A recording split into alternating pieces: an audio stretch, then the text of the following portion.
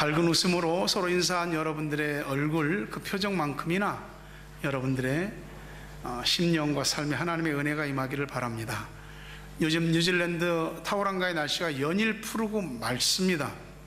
이런 맑고 푸른 하나님의 은혜가 예배드리는 여러분들에게 오늘 또 햇살처럼 비춰지게 되기를 주의 이름으로 축원합니다. 2019년도가 돼서 벌써 2주일이 지났네요. 그래도 아직은 새해잖아요. 1월달이 특별한 것은 1월달은 지나간 전년도와 새해의 딱 가운데 있습니다. 그래서 1월달에는 지나간 달과 지난 해를 돌아보게 되고 또 오늘 우리가 살아가야 될 새해를 바라보게 합니다. 올해 한 해 살이를 해나갈 때 여러 일들이 있겠죠. 맑은 날도 있을 것이고 흐린 날도 있을 것이고 해가 뜨겁게 내려지는 때도 있을 것이고 비가 오는 날도 있을 겁니다. 입이 다물어지지 않을 정도로 기뻐서 좋은 일들도 있을 것이고 또 한마디도 말하고 싶지 않은 그런 날도 있을 겁니다. 그러나 우리가 어떤 사람을 만나든지 또 어떤 상황을 겪게 되든지 그 자리 그 시간에 하나님이 우리와 함께 하시는 것을 믿으시기를 주의 이름으로 축원합니다. 올 한 해도 하나님 빼면 내세울 것 없는 사람, 그런 하나님의 새일을 일으키시는, 새일을 나타내시는 축복이 여러분에게 있기를 간절히 바랍니다. 하나님이 우리들한테 오늘 말씀하시는 게 봐라, 내가 새일을 행한다, 나타낼 것이다 라고 이야기합니다. 이 새일을 행하겠다고 선포하는 분이 내가 아니고 하나님이십니다. 그래서 믿을만한 거죠. 새일이 우리들에게 이루어지고 나타나는 것은 하나님의 뜻만이 아니라 우리가 간절히 원하는 것이기도 합니다. 근데 모든 일에는 다 순서가 있는 거 아니겠습니까? 하나님께서는 새일을 행하고 나타낼 것인데 한 가지를 먼저 이야기하십니다. 이전 일 기억하지 마라, 옛날 일 생각하지 마라. 기억나는데 어떻게 잊어버려요? 생각이 나는데 그걸 어떻게 우리가 싹 컴퓨터 우리 파일에서 하나 삭제하듯이 지워낼 수 있냐고요? 안 되거든요. 사람의 기억과 생각이라고 하는 건 하나님의 선물이죠. 축복이기도 하고 짐승과는 차별되고 구별되는 큰 능력이기도 한데 어떤 때는 우리의 기억과 생각이라는 것이 우리를 살게 하는 게 아니고 오히려 우리의 숨통을 조이는 일들도 있습니다. 이전 일들, 옛날 일들 있잖아요. 우리가 과거라고 말하는 어떤 일들, 그 일들이 기억나, 생각나. 좋은 일도 있고 나쁜 일도 있습니다. 근데 신기하게 좋은 기억은 금방 사라지고 나쁜 기억은 오래 남습니다. 근데 기억이라는 것이 우리가 좋지 않은 것 때문에 회의와 자책감에 빠지지도 말아야 되고 또는 좋았던 일이 있을지라도 헛된 자랑과 가벼운 우쭐거림에 빠지지도 않아야 됩니다. 사람은요, 하나님이 굉장히 특별하게 창조하셨잖아요. 사람은 모든 것을 입체적으로 종합적으로 보고 판단하고 결정 내릴 수 있는 능력이 있습니다. 지나간 일을 생각해봐, 지금 일을 생각해봐, 앞으로 일을 생각해봐. 이런 것들을 다 종합하고 능동적으로 오늘의 삶을 어떻게 살아야 할지 결정하게 만듭니다. 우리 모두에게는 다 똑같은 시간이 주어졌습니다. 시간은 늘 똑같은 것 같습니다. 그 똑같은 시간 속에 날마다 똑같은 일들이 반복되는 것 같습니다. 그렇지만요, 우리의 삶에서 단 한순간도 똑같은 시간, 똑같은 모습 같아도 똑같은 모습은 없습니다. 하나님께서 우리에게 주신 시간이라고 하는 것이 쌓이고 쌓여서 우리들에게 인생이 됩니다. 인생은 행복하고 아름답고 너무나 좋은 부분들이 있지만 인생이 무서운 건 연습이 없어서 무서운 거예요. 오늘 내가 흘려보낸 시간은 결코 우리에게 다시 되돌아오지 않습니다. 나폴레옹이 오톨로 전쟁에서 패배하고 세인트 헬레나 섬에 유배됐을 때에 비통하게, 죽어가면서 비통하게 한 말이 있습니다. 오늘 나의 이 불행과 이 비참함은 내가 잘못 보낸 시간들이 나에게 보복하는 것이다 그랬습니다. 시간은 그냥 가지 않습니다. 잘못 보낸 시간들은 반드시 우리들한테 보복합니다. 돌아온다 이 말이죠. 우리가 한 해를 시작하면서 그래 시작이다, 다시 해보자, 우리의 마음을 다지고 우리의 결연한 의지를 새롭게 합니다. 하지만 우리의 삶은 우리의 단단하고 결연한 의지대로 되지 않습니다. 우리가 결심한다고 그 결심이 우리의 삶을 보증하거나 보장하지 않는다 이 말이에요. 최선을 다했는데 안 된 일들이 있잖아요. 인간관계에 있어서도 정말로 모든 것을 최선을 다했는데 잘 안 된 인간관계들이 있습니다. 그런 일들이 문득문득 떠오릅니다. 우리를 주춤거리게 만들고 용기가 사라지게 만들고, 비슷한 일이나 똑같은 일을 보면 자라보고 놀란 가슴 소뚜껑 보고 놀란다고 뒷걸음질 치게 만듭니다. 이런 기억들, 이것들이 어떻게 잊혀지고 생각나지 않을 수 있겠습니까? 그러나 여러분, 이거 한 가지를 기억하고 생각하셔야 됩니다. 우리들에게 이전 일을 기억하지 말며 옛날 일을 생각하지 마라, 이 말을 누가 했느냐 이거죠. 하나님이 하신 겁니다. 내가 한 것이 아니고 하나님이 한 것이, 하나님이 하셨기 때문에 믿을만 한 겁니다. 믿음이라는 것이 생각의 관념 안에 갇혀 있을 때는 그 자기를 믿는 것이 하나님을 믿는 게 아닙니다. 하나님께서 올해 새 일을 행하고 나타내겠다고 하셨습니다. 믿습니까? 말씀을 들을 때마다 아멘, 그 아멘이 분명하고 확실할 때마다 우리 인생의 판도, 그것이 달라진다고 하면은 여러분, 올 한 해 아멘을 믿음으로 힘있게 하시기를 주의 이름으로 축원합니다. 부모가 자식들한테 장담하면서 말할 때는 말할 만하니까 말하는 거예요. 하나님께서 우리들한테 보라, 내가 새 일을 행하고 나타낼 것이다. 그 전에 이전 일을 기억하지 말고 옛날 일을 생각하지 마라. 하나님이 그만큼 하시겠다는 겁니다. 이사야 43장의 말씀을 보게 되면 내가 너 구원했다, 내가 너를 지명해서 불렀다, 너는 내 것이다. 네가 물 가운데로 지날 때 물이 너를 엄물하지 못하게 할 것이고 불 가운데 지날 때 불이 너를 사르지 못하게 할 것이다. 나 여호와보다 먼저 지음을 받은 신이 없고 이후에도 없을 것이다. 내가 너희를 구원할 것이다. 어떤 신도 너희를 구원하지 못할 것이다. 내가 바다 가운데 길을 내고 너희의 그 물 가운데 지름길을 내겠다. 너희를 추격해오는 모든 군대와 전차와 말들을 그 물속에 뒤집어 엎을 것이고 그들을 바람 앞에 꺼져가는 등불같이 만들겠다. 누가 이 일을 하겠느냐? 내가 할 것이다. 하나님께서 그렇게 말씀하셨으니 오늘 우리들에게도 그와 같이 역사하실 것을 믿으시기를 바랍니다. 자식들이 말이죠, 지가 알아서 혼자 다 큰 것 같아도 아니에요. 부모 없으면 자식들은 못 큽니다. 여기 청소년들도 있고 우리도 다 있지만 우리가 어려서 똥 안 싼 줄 압니까? 다 똥 쌌습니다. 똥 누가 치웠습니까? 부모님들이 치워줬어요. 부모님들이. 그 똥 치우면서도 부모님들이 웃으면서 치워주셨다고요. 사랑스러워서. 하나님이요, 우리 이전 일, 옛날 일, 우리가 싼 똥 쓰레기들 다 치우십니다. 이미 치우시고 지금도 치우고 계십니다. 25절 말씀을 다 같이 읽어볼까요? 나 곧 나는 나를 위하여 내 허물을 도말하는 자니 내 죄를 기억하지 아니하리라. 도말이라는 말, 이게 어떤 것 위에다가 페인트를 덧칠한다, 그래서 가려버린다, 그런 뜻입니다. 하나님이 우리 죄를 도말하신다는 말은 기억하지 않겠다. 너에 대한 죄의 자료들을 내가 싹 없애버렸다. 금강석에 철필로 새겨진 너의 죄들 내가 이제 잊어버렸다. 전과 기록 다 삭제해 주겠다.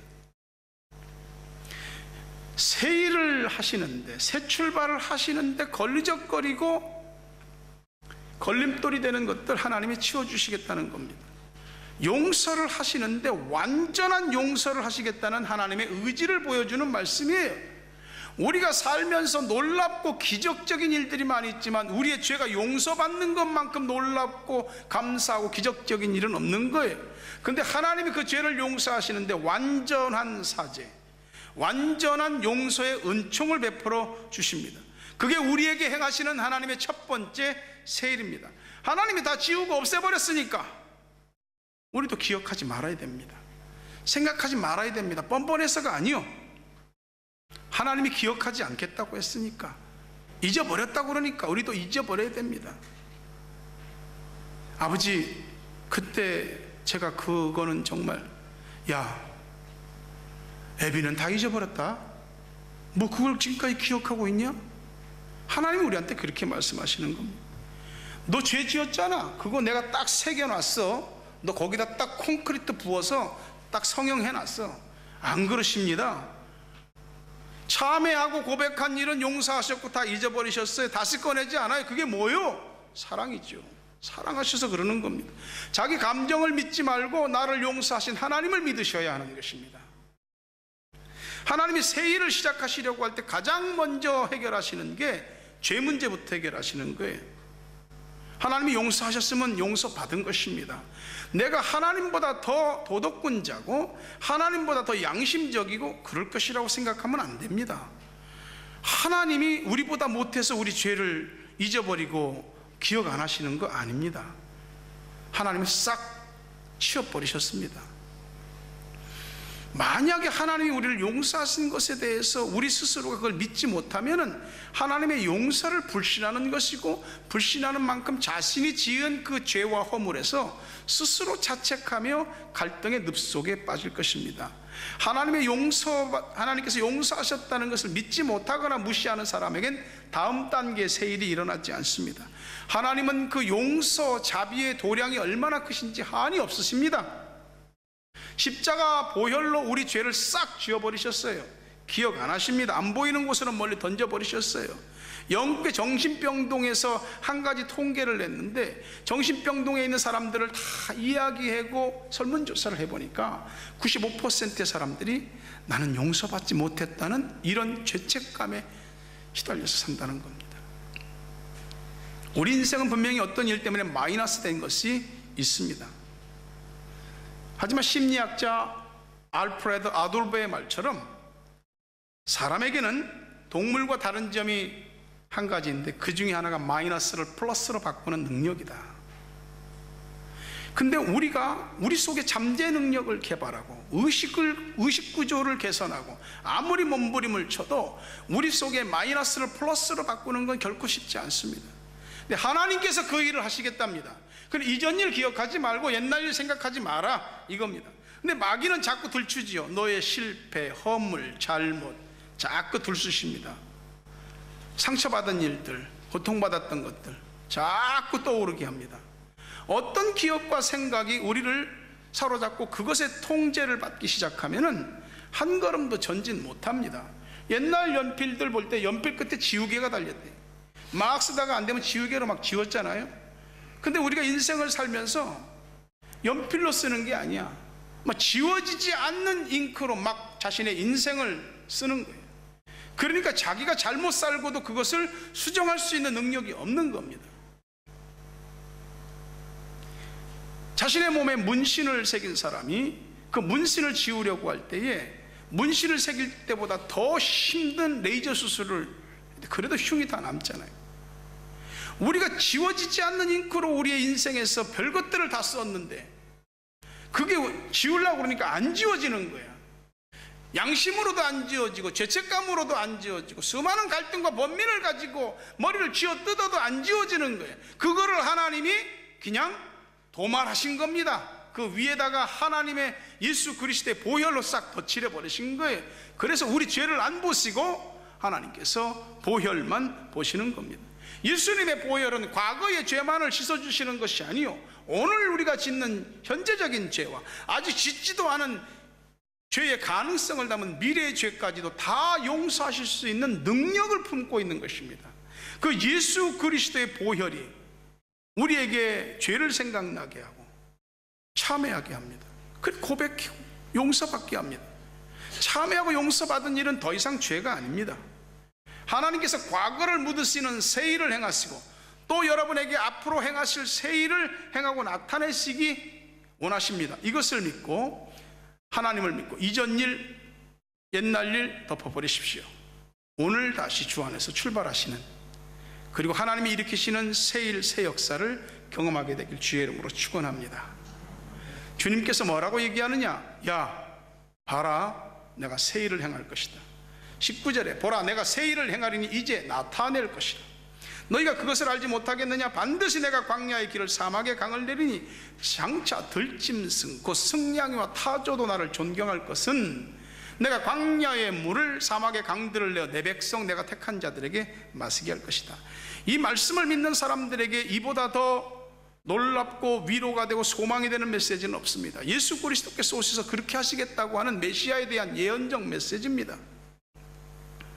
하나님이 우리가 우리의 삶에서 우리의 실수로 마이너스 된 삶들을 어떻게 바꿔주십니까? 바꿔주십니다. 성경에 수많은 인물들이 나오는데 야곱을 아시죠? 꽤 많은 사람, 머리 회전이 비상한 사람, 목적을 위해서라면 수단과 방법을 가리지 않는 사람, 아버지를 속이고 형을 속이고 자기 양심을 속이고 하나님까지 속일 수 있을 것이라고 하는 자신감을 가지고 자신이 하는 일에 대해서 당위성과 정당성을 부여하는 사람, 그래서 결국 장자의 명분과 장자의 축복을 가로챘습니다. 하지만 형의 분노를 사서 타향살을 20년 하죠. 고향으로 돌아오다가 우리가 창세기 32장에서 봤잖아요. 야복강에서 하나님 앞에 기도하잖아요. 형이 나를 죽이러 옵니다. 20년 전 지난 일인데도 하나님 살려주십시오 간절히 기도하고 문제 해결 받잖아요. 형이 동생을 끌어안고 다 잊어버립니다. 근데 사람은 은혜 받은 것을 쉽게 잊어버립니다. 고향 땅으로 돌아왔는데 야곱은 변화되지 않았습니다. 그 위기를 넘긴 것뿐이죠. 그 바단 아람의 땅에 돌아와서 사는데 딸이 천방지축으로 돌아다니는 것 같습니다. 디나가 돌아다니다가 히위 족속 중 하몰의 아들 추장 세겜이라는 사람한테 욕을 보게 되고, 이 일로 디나의 오빠들이 분노하고 그 히위 족속들하고 가짜로 결혼하자고 집안끼리 정략 결혼하자고 해놓고 다 할례를 받았을 때 칼로 도륙을 내버립니다. 그러니 주변 족속들이 들고 일어나면 야곱 집안은 망하기는 아주 일순간입니다. 너무나 큰 일이 닥쳤는데 대책이 없어. 어떻게 해야 될 방법을 몰라. 하나님이 야곱에게 나타나시지요. 내가 너를 처음 만났던, 나 처음 만났던 베델로 올라가라. 베델로 올라가라고 합니다. 베델로 올라가기 전에 야곱이 뭐합니까? 집안 식구들 싹 불러다 놓고 집안에 섬기는 우상덩어리들 다 내놔. 아내들이 섬기던, 몰래 숨겨놓고 섬기던, 하나님을 믿는다고 하면서 섬겼던 우상덩어리들 다 내놔. 세상의 문화와 풍습에, 그들의 삶의 라이프 스타일에 젖어있던 모든 것들 다 내놔. 그리고 상수리 나무 아래 다 묻고 베델로 올라갑니다. 거기서 다시 진정한 야곱이 시작되죠. 그렇게 다시 시작된 야곱은 마이너스에서 플러스로 바뀌고 다시는 변질되지 않았습니다. 우리는 자기가 저지르고도 자기 스스로 해결하지 못하는 경우들이 너무 많습니다. 근데 하나님이 처리해 주세요. 우리가 싼 똥 하나님이 치워주시는 게 그게 은혜입니다. 우리 교인들이 기도를 하실 때 보면 가끔 말씀을 통해서 심령이 쪼개지게 해달라고. 여러분, 이 설교해서 여러분 마음에 은혜를 끼치고 심령을 엄청 어려운 일입니다. 장작 쪼개기보다 어렵고요, 돌 쪼개는 것보다 어렵습니다. 바다 갈라지는 것보다 더 어려운 게 심령 쪼개지는 거죠. 근데요, 심령이 쪼개져야 돼. 골 쪼개지는 것보다는 심령 쪼개지는 게 나아. 마음의 변화가 제일 어려워요. 사람은 변화된 것 같다가도 다시 돌아가거든. 근데 하나님께서 용서하시고 구원하신 다음에 우리 그 광야 같은 심령에 길을 내시고 사막 같은 심령에 강물이 흐를 수 있는 물길을 내신다. 이것이 하나님이 저와 여러분들에게 약속하시는 축복인 줄 믿으시기를 바랍니다. 눈에 보이는 거 없어도 믿는 게, 믿어지는 게, 그게 은혜야. 그게 많이 배워서 많이 아는 것 같죠? 그 머릿속 지식이 믿음을 방해해. 그 머릿속 지식이 하나님께로 가는 길을 자꾸 막어. 그 머릿속 지식은 먹물이야. 그 먹물은 빠져야 됩니다.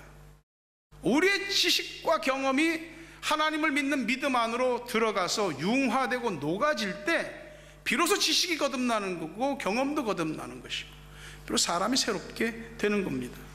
사람들은 말이죠, 눈에 뭔가 보이고 좀 감각적인 것이 있어야지 확실하게 느낍니다. 금송아지 사건 잘 아시잖아요. 이스라엘 백성들이 애굽에서 400년 노예살이할 때 하나님이 끄집어내시잖아요. 그때 끄집어낼 때 그냥 이집트의 파라오가 그냥 내보내줬나요? 10가지 재앙을 두들겨 맞았어. 이집트 전역에 10가지 재앙이 내리는데 이스라엘 백성들이 사는 고센 지역은 특별한 은총을 입어서 거기는 선별적으로 보호받습니다. 다 봤잖아요. 옆에서 막 다 죽어가고 별 난리가 일어나는데 자기네는 아무 일이 없는 하나님의 보호 속에 그런 거 경험했잖아요. 나왔을 때 홍해바다가 가로막았는데 홍해바다가 갈라지고 홍해바다 건너는 거 경험했잖아요. 뒤쫓아오던 애굽의 군대는 그 물속에 빠져 죽은 거 다 봤잖아요. 근데도 모세가 하나님 앞에 십계명을 받으러 시내산에 올라갔을 때 이스라엘 백성들은 하나님 보여주라, 우리를 애굽에서 인도한 우리 신, 우리 하나님을 보여주라. 사람은 눈에 보이는 신, 감각적인 신을 원하는 거예요. 그 놀라운 경험을 하거든. 다 눈으로 봤잖아 그동안. 결국은 아론이 못 견뎌서 금붙이 갖고 와라서 만들어낸 게 금송아지. 하나님이 그 일로 대진노를 하시잖아요. 이스라엘 백성들이 광야 40년 생활을 했습니다. 그 광야를 40년을 어떻게 살아? 한두 사람도 아니고 장정만 60만에 여자와 아이들 노인까지 합치면 좋게 300만은 될 만한 그런 인구예요. 그 인구가 40년을 어떻게 광야에서 살아? 그런 광야 훈련을 거쳐서 하나님께서 약속하신 가나안 땅에 들어가서 가나안 땅을 정복합니다. 7족속을 몰아내고 31명의 왕을 굴복시키고 이스라엘 지파를 따라서 정복한 땅을 다 분배합니다. 그 땅에 가보니까 기가 막히게 좋은 겁니다. 땅 한 평 없이 살았어. 그동안 이집트 노예로 살 때, 광야 생활할 때 땅 한 평 없었어. 가니까 땅이 있어. 농경사회에 안정된 삶을 살고 있어. 근데 그 사람들이 자기들보다 수준적으로 훨씬 나아 보이는 거예요. 보니까 그들은 바알이라고 하는 신을 섬기는데 괜찮아 보이는 거예요. 어느 날 바알 신전에 가서 그들이 제사 드리는 거 보니까 마음이 혹하는 겁니다. 그냥 그 제사상에 음식 막 차려놓고 거기서 막 그들이 날뛰고 제사 지내는 거 보니까 뭔가 좀 있는 것 같아. 바알이라고 하는 신을 섬겨놓고 그 바알 신전에는 여사제들이 있습니다. 여사제들이 신전에서 봉사하는 게 아니고 그 사람들, 그 여자들 다 장녀들입니다. 근데 놀랍게도 이 바알이 풍년의 신, 다산의 신이다. 이 바알의 신전에서 그 여사제들과 많은 성행위를 하면 할수록 풍년이 온다고 믿는 거예요. 미친 짓거리들을 하는데도 그것이 그렇게 마음이 홀딱 뺏길 정도로 좋아 보이는 겁니다. 하나님, 눈에 보이지도 않는 하나님 믿는다고, 말씀 뭐 잡히는 것도 없는데 말씀을 믿고 따른다고 그렇게 살아왔던 이스라엘 백성들이 그런 거 보니까 와, 뭔가 있긴 있어. 그 마음을 뺏겼지요. 하나님을 버렸지요. 약속의 땅에 들어온 사람들이 약속의 말씀을 다 버렸지요. 그래서 하나님께서 그들을 약속의 땅에서 추방하시는 거예요. 북이스라엘은 아스루에, 남유다는 바벨론에 각각 망하게 하시는 것이 70년 만에 다시 돌아오게 하셨지만, 우리나라도 엄청나게 우상 숭배 많이 하고 절 많이 하는 나라입니다. 그 나라, 옛날에 나라에서부터 신 섬기고 굿판 벌렸잖아요. 국신이라고 그래갖고 나라 무당이 따로 있었어. 동네마다 다 무당들 있고 굿판 벌리면 막 그냥 현란하잖아요. 막 색깔 있는 옷 입고 깃발 들고 막 뭐 방울 흔들고 정신머리 사납게 작두해서 뛰고 막 뭔가 있는 것 같잖아요.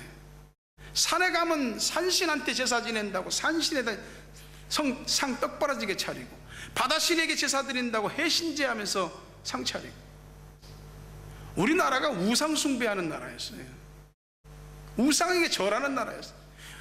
사람이 죽어도 말이지, 그냥 기독교식으로 예배 드리는 건 별로야. 별로 그냥 밋밋해 보이거든.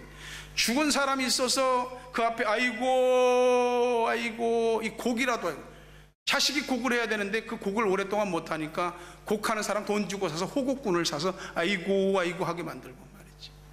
상여 나가면은 막 꽃 상여 만들고 앞에 서서 그냥 조종을 흔들면서 이제 가면 언제 오나 하면서 막, 그리고 사람들 깃발 세우고 그게 뭐 하는 것 같거든. 그것도 부족해서 그 조상에게 상을 차려야 되는 거예요. 제사를 하고 절을 해야 되는 거예요.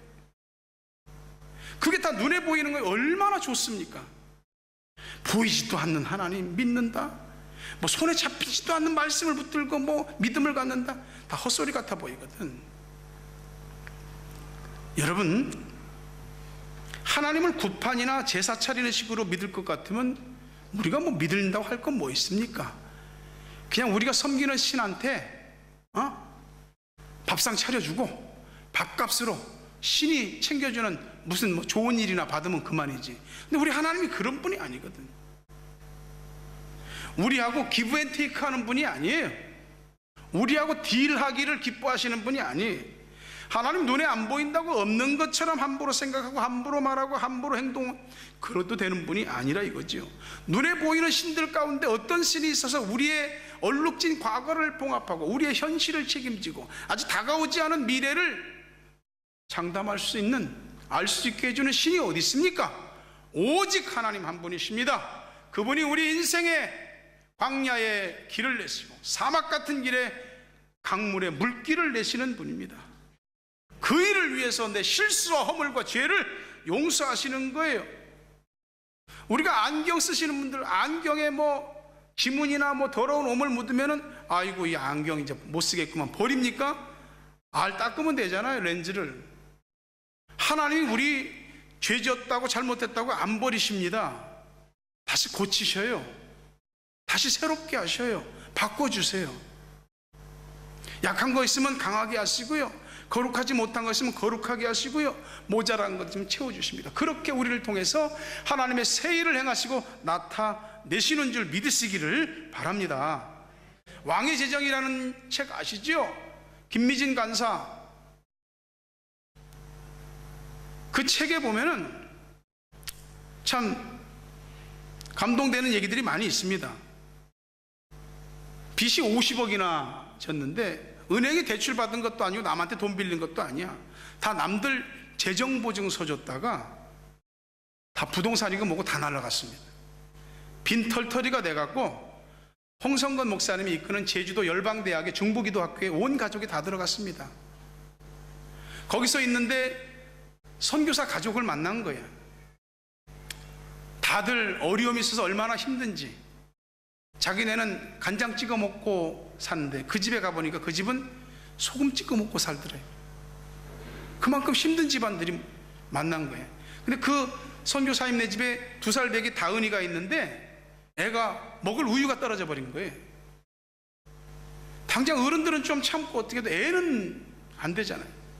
그래서 다은이네 아빠하고 그 집 식구 또 자기 남편의 식구들, 2집 식구들 다 모여서 이야기한 다은이 아빠가 선교사님이 그러는 거죠. 여러분 지금 하나님 앞에 예배 드릴 때입니다. 기도할 때입니다.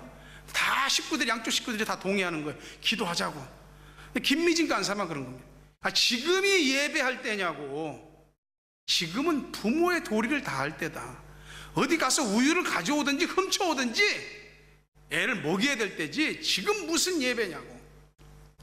막 그러면서 옥신각신 하는 겁니다.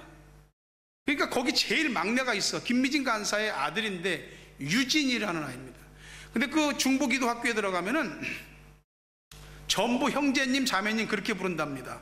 아빠는 형제님, 엄마는 자매님, 아들도 형제님, 딸은 자매님, 그런 식으로 다 부른다는 거예요. 그 유진이 아들이, 제가 할 말이 있는데요, 그때 초등학교 저학년이었답니다. 어린애가 말한다고 그러니까 다 쳐다보는 거야. 그러니까 오늘 우리 엄마 미진 자매님의 상태가 심히 안 좋으니 우리 엄마만 빼고 예배를, 미진 자매만 빼고 예배를 드립시다. 그래, 니들끼리 예배 드려라. 예배를 백날 드려봐라. 하늘에서 우유가 떨어지나 하면서 막 그냥 승질 나는 대로 얘기를 한 겁니다. 그리고 교회를 갔는데 기도가 됩니까? 막 분통이 터지는 거지. 지금까지 말씀으로 산 게, 믿음을 따라 산 게 억울한 것 같은 거야. 도대체 하나님은 성경 속에서나 있고 지금은 없냐고. 뭐 엘리야 뭐 까마귀하고 까마귀 보내서 물과 고기하고 물 뭐 떡을 보내서 먹게 해줬더니 왜 지금은 없냐고. 저 어린 2살 배기 애가 먹을 우유도 책임지지 못하는 하나님이 내가 지금 50억이나 빚을 지고 있는데 그런 거 어떻게 책임지냐고 막 하나님에 대해서 별소리만 원망 섞인 소리를 다 했습니다. 그렇게 하루 저녁 지나고 새벽이 됐는데 생각을 해보니까 정신이 맑아졌어요. 어저께 하나님한테 너무 나쁜 소리 한 거 죄송해갖고 하나님 제가 잘못했습니다. 감정을 못 이겼습니다.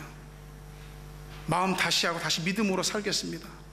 그렇게 막 회개 기도를 하고 나니까 마음이 심령이 평안해지더랍니다. 그래도 현실은 우유잖아요. 근데 다음날 새벽에 교회를 갔다가 이렇게 오는데 자기네 집하고 옆집 사이 중간에 딱 1.5리터짜리 우유 한 병이 딱 있더랍니다. 저게 뭐니? 우유야. 두말할 것도 없이 가져왔어. 생우유라 냄비에다 끓여갖고 아기를 먹였습니다. 하나님 감사합니다. 훔쳤다는 것에 대한 그런 마음이 하나도 없는 거예요. 그 집 할머니는 80살도 더 되셨고 우유 같은 거 안 잡숴도 돼. 2살짜리는 먹어야 되거든. 그래갖고 그냥 우유를 끓여 먹인 겁니다. 그 남은 우유는 냄비에 넣었는데 이렇게 잠깐 등 돌리고 있다 이렇게 보니까 아들 유진이가 와서 냄비째 들고 쫙 마셔버리는 거예요. 야 이놈아 그게 어떤 우유인데 그걸 먹느냐고 생전 처음이자 마지막으로 때렸답니다. 엄마 맨날 간장만 찍어 먹으면서 밥 먹다가 냄비에 우유가 있어서 먹어도 되는 줄 알았어요. 막 우는데 마음이 아프면서도 때렸대요. 그 다음날 혹시나 하는 마음으로 새벽에 가봤더니 역시나 1.5리터 우유가 또 있더랍니다. 그래서 두말 없이 또 그냥 가져왔어요. 그래서 끓여서 아기를 먹이는 거야. 4일째 될 때 또 우유가 또 있는 거야. 가서 딱 씹는데 성령님께서 안 돼, 훔치지 마.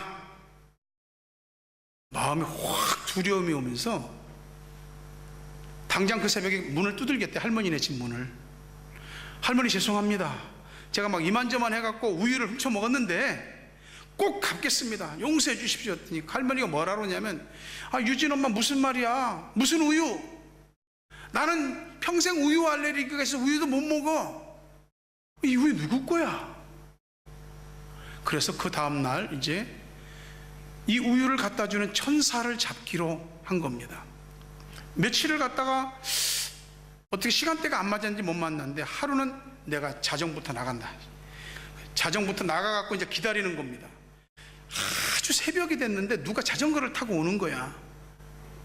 그러더니 우유를 옆집하고 자기네 집 중간 자리에 딱 내려놓고 자전거 타고 가는 막 쫓아갔답니다. 누굽니까? 하고 딱 봤더니 그 제주도의 선율교회 담임 목사님이더라. 그 선율교회 담임 그 목사님의 그 교인 가운데 권사님이 낙농업을 하시는데 우리 목사님 매일 신선한 우유 드시라고 이렇게 매일 짠 우유를 갖다 드렸답니다. 근데 하루는 목사님이 그 우유를 먹으려고 감사 기도를 하려고 그러는데 그거 김미진네 집에 갖다 놔줘라. 그런 음성이 확 오더랍니다. 그래서 그 목사님이 알겠습니다 하고 우유를 들고 왔는데 그 할머니네 집하고 김미진 간사네 집하고 똑같이 쌍둥이 집처럼 생겼어. 어떤 집인지 모르는 거야. 그래서 양쪽 집 중간에다 딱 놓으면 하나님이 갖다 놓으라고 하셨으니까 가져갈 사람이 가져갈 것이다 하고 놨다는 겁니다. 김미진 간사가 하는 말이 우유가 없던 그날 밤 거룩한 무리들의 예배와 기도를 들으시고 하나님의 우유를 예배하셨구나. 이 2살박이 다은이의 우유를 통해서 새 일을 행하고 나타내시는 하나님. 여러분, 우리에게 더한 일에도 하나님이 새 일을 행하고 나타내실 것을 믿으시길 주의 이름으로 축원합니다. 2년 전에 우리 교회도 김미진 간사가 왔었죠. 타우랑과 지역의 한인교회들 연합집회할 때 50억 되는 빚 다 갚고, 그리고 장사 사업하는 것마다 하나님이 대박을 터뜨려줘서 그때마다 이거 하는 일에 네 돈 내놔라 그러면 또 다 내놓고, 또 하나님이 확 넘치도록 채워주시는 이 거룩한 부자 성부의 삶을 살아가고 있죠. 우리나라 전국을 다니며 또 세계 각지를 다니면서 이 귀한 증거들을 하고 있습니다. 사랑하는 여러분, 불신앙이라는 건 하나님을 안 믿는 것이기도 하지만 자기 사이즈 속에 하나님을 집어넣는 것도 불신앙입니다. 우리가 우리의 마음과 생각으로 하나님을 제한하지만 않는다면 하나님은 여러분에게, 여러분의 가정에, 자녀에, 여러분의 삶에, 여러분의 꿈에, 우리 교회에 새 일을 행하시고 나타내실 것입니다. 300명 부흥이 이민교회에서 얼마나 어렵습니까? 그게 되겠나? 내가 우리 가정에서, 내 인생의 현장에서 그게 되겠나? 하나님이 말씀하십니다. 보라, 내가 새 일을 행하고 나타낼 것이다. 이것이 저와 여러분과 우리 교회 주시는 말씀인 줄 믿으시기를 바랍니다. 믿지 못하면 불신의 열매를 맺을 것이고, 믿으면 믿는 만큼 믿음의 열매를 맺을 것입니다. 옛날 일을 기억하지도 못할 만큼, 생각도 나지 않을 만큼 놀라운 새 일을 행하고 나타내실 것을 의심치 말고 믿으시기를 바랍니다. 오늘 우리에게 말씀하십니다. 보라, 내가 너에게 새 일을 행하고 나타낼 것이다. 믿으면 아멘 하시기 바랍니다. 이렇게 놀라운 새 일을 행하고 나타내시려는 이유는 우리를 통하여 찬송하게 하시기 위함입니다. 죄 용서하시고 구원받은 사람이 되게 하신 다음에 그 다음에는 하나님만 절대적으로 믿고 신뢰하는 훈련을 시킵니다. 그 훈련을 받을 때 우리의 삶에 준비가 됐을 때 비로소 놀랍고 입이 떡 벌어질 새 일, 그 일을 행하십니다. 나타내십니다. 그리고 하나님을 찬송하게 하십니다. 21절 말씀을 다 같이 읽어보겠습니다. 이 백성은 내가 나를 위하여 지었나니 나를 찬송하게 하려 함이니라. 소망이 없습니까? 새로운 꿈을 꾸게 하실 것입니다. 축복이 뭔지 모릅니까? 축복을 느낄 만큼 주실 것이고 축복을 하면서 살게 하실 겁니다. 잃어버렸던 기도를 하게 하실 것이고 불평과 원망이 따르고 감사가 터져나오게 하실 것입니다. 바벨론 포로의 고통받는 삶 가운데 예배를 잃어버리고 하나님을 잃어버리고 낙심과 절망 가운데 있던 이스라엘 백성들이 다시 녹슨 검은 고를 꺼내서 하나님을 찬양하는 것처럼 우리의 삶에 아무리 힘들고 어렵고 고통스러운 일이 있을지라도 그 녹슨 검은 고를 다시 꺼내서 하나님을 찬양하게 하실 것을 믿으시기를 바랍니다. 아무것도 된 것이 없는 줄 알았는데 하나님이 되게 하셨어요. 또 되게 하실 겁니다. 그리고 우리의 입술에서, 우리의 심령에서 찬송이 터져나오게 하실 것이에요. 20절 말씀처럼 이 우리를 향한 하나님의 새 일을 통해서 짐승들도 하나님을 존경하게 됩니다.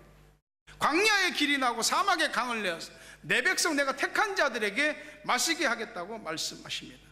오늘 우리에게 이야기하십니다. 봐라, 내가 올 한 해 너에게, 네 가정에, 네 자녀에게, 네 삶에 또 타우랑과 샘물교회 어떤 일을 행하고 나타낼 것인지 봐라. 그리고 우리를 통하여 찬송하게 하시고 찬송을 받게 하실 것입니다.